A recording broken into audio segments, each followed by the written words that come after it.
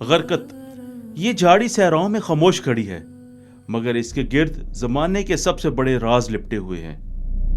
یہ کون سا راز ہے؟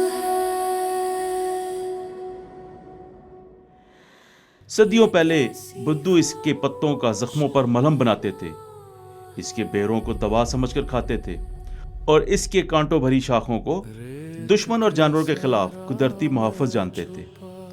یہ پودا ان کے لیے زندگی کا سہارا تھا، لیکن آج یہی درخت نئے زاویے سے دیکھا جا رہا ہے۔ انٹرنیٹ پر لوگ سوال اٹھاتے ہیں، کیا واقعی اسرائیل میں غرقد کے لاکھوں درخت لگائے جا رہے ہیں؟ یہ کون سا درخت ہے؟ کیا افغانستان اور دوسرے علاقوں میں اسے دوسرے ناموں سے پھیلایا جا رہا ہے؟ سوشل میڈیا ان کہانیوں کو خوف اور تجسس کے ساتھ آگے بڑھا رہا ہے، مگر معتبر ثبوت اب تک خاموش ہیں، جیسے غرقد خود خاموش ہے۔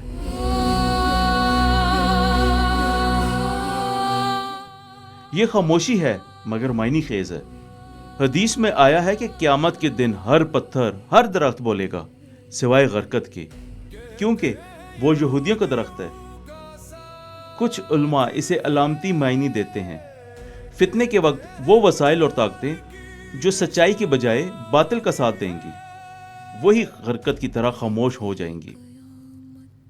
آج سائنس کہتی ہے یہ درخت بدلتے موسم میں زمین کو بچاتا ہے، کٹاؤ روکتا ہے اور کم پانی میں زندہ رہتا ہے، مگر عقیدہ کہتا ہے کہ یہی درخت قیامت کے سب سے بڑے فتنوں میں ایک نشان ہوگا۔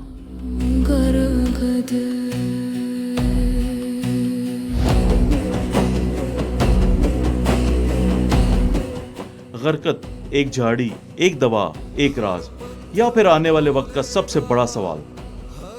یہ اب بھی خاموش کھڑا ہے، لیکن اس کی خاموشی میں صدیوں کی کہانیاں اور قیامت کی دستک چھپی ہے۔